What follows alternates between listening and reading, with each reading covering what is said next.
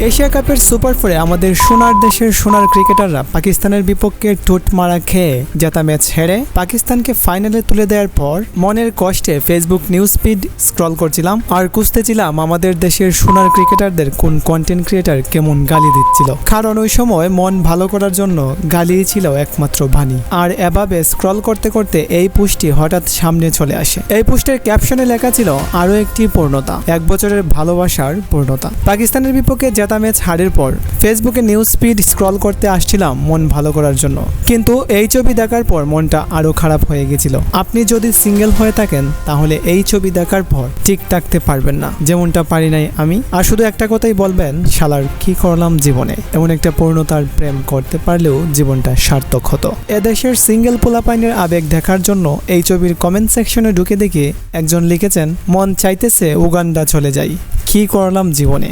আরেকজন লিখেছেন, যাক ভাই, নিজের উপর একটু বর্ষা পাইলাম। এই ভাইয়ের কমেন্টটা সেই ছিল। তিনি লিখেছেন, কি করে সম্ভব আইফোনের সাথে টেকনো মোবাইল চার্জার। তবে এই ভাই পুরো ইমোশন ঢেলে দিয়েছেন। তিনি লিখেছেন, ভাই তোর শার্টটার মতো আমারও একটা শার্ট আছে, কিন্তু তোর বউয়ের মতো আমার একটা বউ নাই। আরেকজন লিখেছেন, সব চাঁদগুলো বুঝি টিনের গড়েই পূর্ণতা পায়।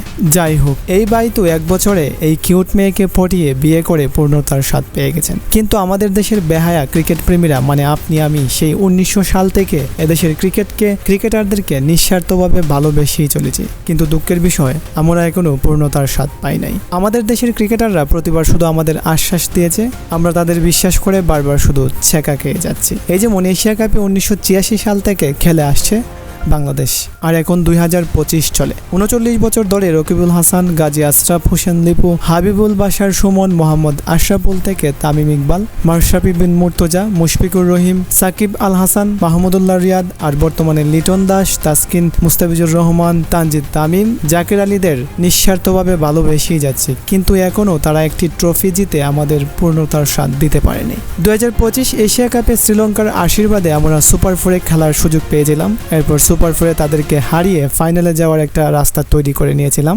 কিন্তু ভারতের বিপক্ষে হারের পর পাকিস্তানের বিপক্ষে এতটাই বাজেভাবে হেরেছে টাইগার নামক বিলাই বাহিনী। সত্যিকারের প্রেমের বিচ্ছেদ হওয়ার পর যে কষ্ট হয় তার চেয়ে বেশি কষ্ট পেয়েছি আমরা। 3টি ক্যাচ মিস, এরপর ব্যাটিংয়ে মাত্র 134 রানের লক্ষ্যে ব্যাট করতে নেমে আসা যাওয়ার লাইন। কি আর বলবো, ওই ম্যাচের কথাটা মনে হলে এখনো ইচ্ছে হয় যে এদের নিতম্বে ব্যাট দিয়ে আঘাত করতে করতে একেবারে লাল করে তারপর দেশে পাঠাই। যাই হোক ভাই, সত্যি বলতে কি জানেন, আমাদের কপালে কোনো ট্রফিই নাই।